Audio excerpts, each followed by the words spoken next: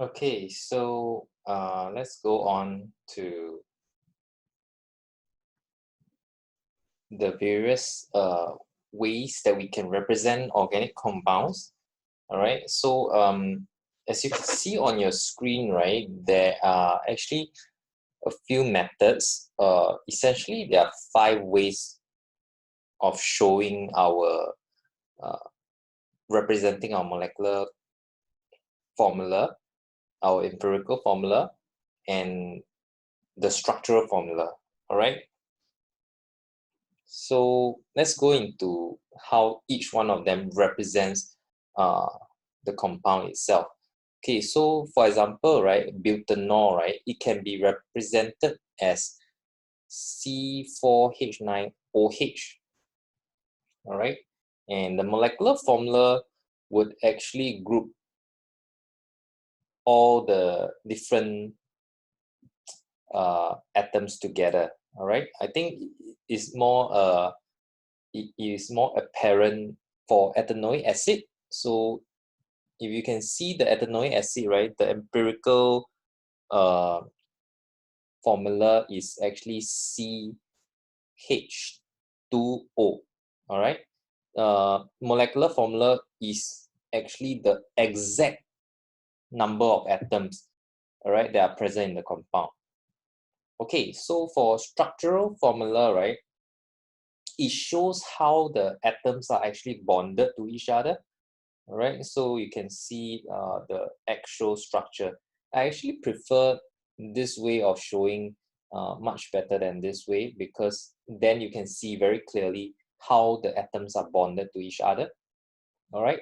The next method of showing is the displayed formula, which AKA is also known as the full structural formula. All right. So you can see every single bond, how each atom is bonded to each other. Whereas for the structural, some of the bonds are actually not shown. All right. Like your OH bond is only shown in your full display. Okay. So be very careful about how you show your formula. Skeletal formula is one of the toughest formula to learn if you're just starting out with organic chem. All right, but if you're fairly experienced in it, skeletal formula presents to you a way which you can draw your very complicated structure actually very quickly. All right, so each of the each of these points, right, it actually represents a carbon. All right. The last part which I would like to go through is how to calculate oxidation number for each of the carbon atoms. All right, so the first carbon C1, right, is bonded to 3H, right? All right, and each of the 3H being more electropositive will get a +1. All right, so the C will actually receive a -3 overall. Okay, and the C that is bonded to the next C, right, uh, as they are both the same electronegativity, we don't have to assign any. All right, it's assigned 0. Okay, so carbon 2, right, for carbon 2, you notice that is bond to 1H and is bond to 1O. All right, so you will receive a -1 and a +1. All right, and bonded to 2 other C assigned 0. So the net oxidation number is still 0.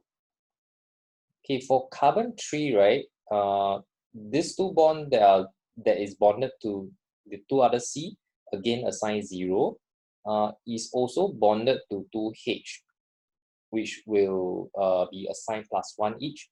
So this third carbon will be assigned -2.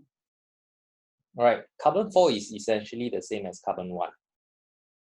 All right, so maybe let's do a more in-depth example for ethanoic acid. For carbon 1 is bonded to 3 hydrogen, right? All right, each of these 3 hydrogen will receive a +1.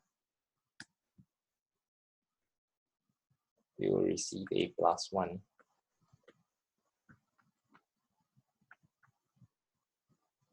All right, so it means that the C will receive a -3.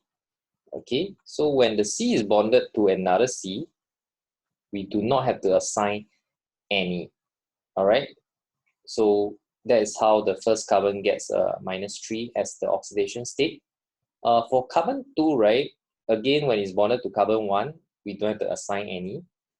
So when it's bonded to O, right, O will get a -2 because it's doubly bonded.